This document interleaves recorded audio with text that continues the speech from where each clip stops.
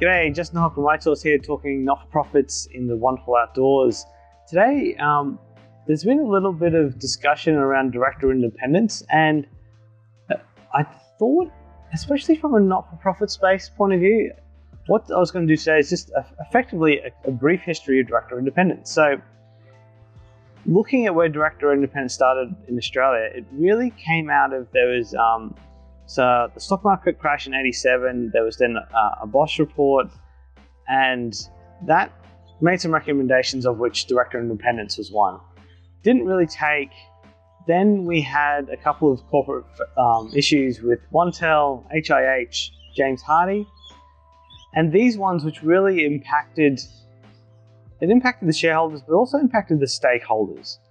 And that was when I suppose there was a call to action from the Australian public, and effectively we saw the ASX bring in their first lot of corporate governance principles, of which director independence was a part of that. And that was just for the Audit and Risk Committee, the basis behind which was to ensure that there were some directors on the board who had an independent mind and weren't just acting on the basis of a major shareholder or the executive. Now, there's no legal definition of independence or legislative definition, so the ASX Corporate Governance Principles provides that level of definition of what an independent director is. So you can look at there for the list, but it goes through things like, they shouldn't be an executive, they shouldn't have a major shareholding, they can have a small shareholding. They shouldn't be a director or an employee of a major shareholder. They shouldn't have been on the board for more than 9 years. So tenure is a question as well. So that's the ASX definition of independence. Now, in the not-for-profit space, there is no requirements. ACNC does not require there to be independent directors. The need for independent directors really comes down to ensuring that conflicts of interest are managed. That's really what we're doing here. Like, if you're not independent, basically saying you've got a major conflict.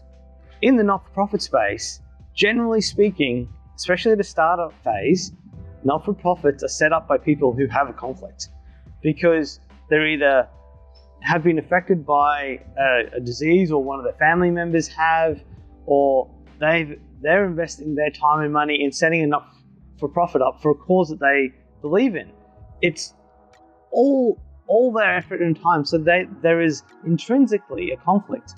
Now, what we focus on in terms of managing conflicts in not-for-profits is making sure they manage, that you identify them, and that they don't affect the board's ability to bring independent judgment to decisions. Now, with changes that are happening in aged care sector, which is a sector that crosses both not-for-profit and corporate ASX organisations, part of the requirements that the changes in legislation are currently bringing in is a requirement for there to be independent directors on the board.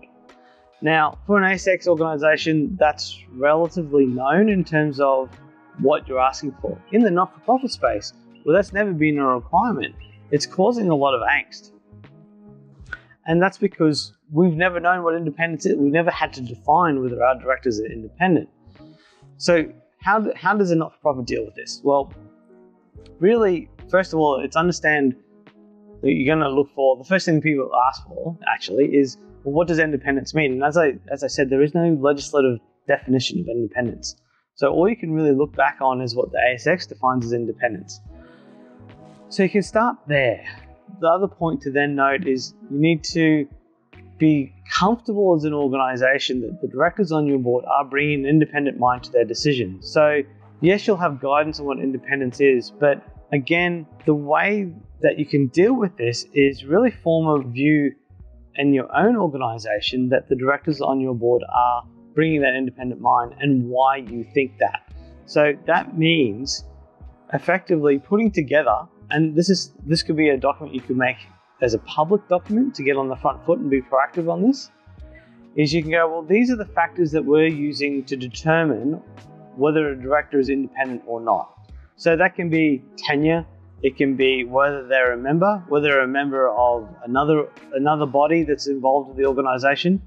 If the not-for-profit is a subsidiary of another organisation or part of an archdiocese or that type of thing, how that relationship is judged in terms of independence. So what are your factors you use to determine independence, and then apply that to the current board in terms of whether you think the board is independent or not. Why I think this is a good idea if you're concerned about the new aged care and independence is it allows you to be proactive and put a case forward.